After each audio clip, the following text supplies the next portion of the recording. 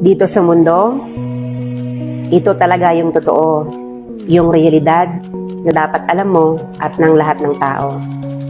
Naparito kang hubad, aalis kang nakahubad. Dumating kang nangihina, lilisan kang mahina. Iniluwal kang walang salapi at mga bagay, maglalaho kang walang salapi at mga bagay. Ang una mong paligo, may naghugas sa iyo. Ang huli mong paligo, may maghuhugas sa iyo. Ito ang buhay, kaya bakit labis ang mali siya, ang inggit, ang pagkamuhi, ang galit at pagkamakasarili. Maging mabait sa lahat at gumawa ng kabutihan. May hangganan ng oras natin sa mundo.